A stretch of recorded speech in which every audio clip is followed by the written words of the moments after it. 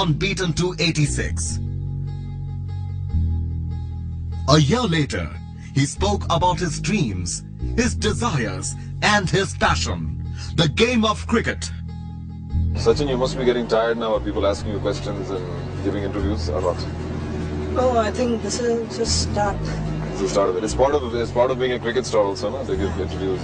We were interviewing Dilip Vengsarkar at the Hindu Gymkhana just outside over there, and Sachin came with his brother Ajit. I think he just played a match and come. He was carrying his kit bag.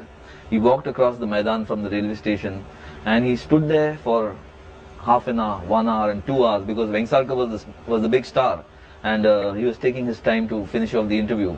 But this young man stood there patiently, watching everything, absorbing everything. And when his turn came, I remember very distinctly, Tom posed this question to him. Now, if you get selected to go to the West Indies, you'll be happy about that, or you think you want to wait a few years? Of course, I'll be happy. This is the right time to go. Yeah. You don't think you're too young? So many people are saying that Marshall is so fast and Ambrose is so fast that you'll have trouble facing them. What do you think? No, I don't have any trouble to face much. You prefer facing fast bowling? Yeah, I prefer always. What is bowling. the reason for that? I like to play fast bowlers because ball comes straight on the bat. You also bowl in your school matches, no? Yeah, What type of bowling do you do? medium pace now. And you want to continue in Ranji Trophy bowling or not? Yeah, for some time I'll be bowling. Means But you will obviously concentrate on your small batting. spell only I'll be bowling. You were talking about Raju Kulkarni's bowling, Yeah. that he's the fastest bowler in India that you've faced. At the CCI nets, I think Kapil also bowled you Yeah, to give you some practice. Kapil How also. was that? He was also very good. And then his outswing and inswing, you Yeah. didn't have a problem with that? No, I don't know. No, I prefer all the games. 1 day, 3 day, 5 day. Have you always wanted to be a cricket player, or you tried other sports also when you were in school? I want to be a cricketer. Always. You've had your highs and your lows, and you've been absolutely magnificent right through. How does one get up off the deck when things aren't going well? I would like to share one experience with you here. It's a funny story, but completely out of the box, which we hadn't tried, and it did wonders for our team. We were playing against New Zealand, and Chris Keynes was bowling. This was in India, in Mohali, so in your hometown.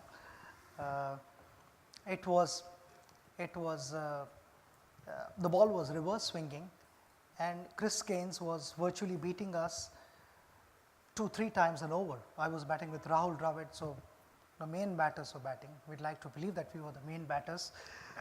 And we were getting beaten, and we were sort of clueless because we couldn't see the shine. Sometimes the surfaces are such that it becomes a little difficult to figure out which side is the shiny side and which is the rough side. I expect all you guys to know what reverse swing is. Reverse swing is wherever the shiny side is, the ball starts to go in that direction. Even if the bowler wants the ball to go in the opposite direction, it will not go because of the imbalance and the surface of the ball. So Chris had started doing that, and I met with Rahul in the middle of the wicket, in the middle of the over. I said, I've got an idea. And he said, do you want to share it now or after the over?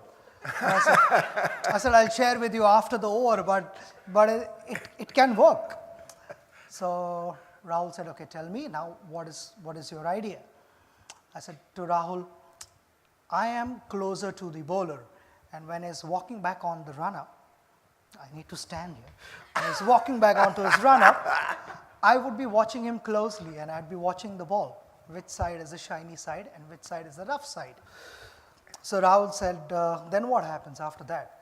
I said, whichever side is the shiny side, I will hold the bat in that hand. If he's going to bowl an outswinger, the bat is going to be in my left hand. If he's bowling in swinger, the bat is in my right hand at the non-striker's end. So that's the only time in my career when the batsman is ready to face the ball. He's not watching the bowler, he's watching the bat in my hand. So he's Very good. So Rahul is watching me, and suddenly you see a couple of cover drives being hit for boundaries, and on drives passing, piercing mid-wicket and mid-on, and Chris is like wondering, I mean, these guys were getting beaten a couple of times every over, and suddenly I'm giving away a couple of boundaries. There's definitely something wrong. So all the fielders were watching me because I was, watching Chris and not Rahul. And normally, no batsman stands facing the bowler. He would be like facing the other batter. And then I would quickly change the bat, and by then they had sort of figured out that there is something fishy. And Chris lost his momentum, he lost his rhythm, and he held the ball cross seam, and he bowled a ball, and instead of looking at Rahul or checking what has happened there, he looks at me and I said, "What have you got for this?" Chris didn't realize that I had also warned Rahul that if I don't know what is coming, I'm going to hold the bat in the middle. So that is how the story goes. So it's just, in short, it's just being a step ahead of your opposition.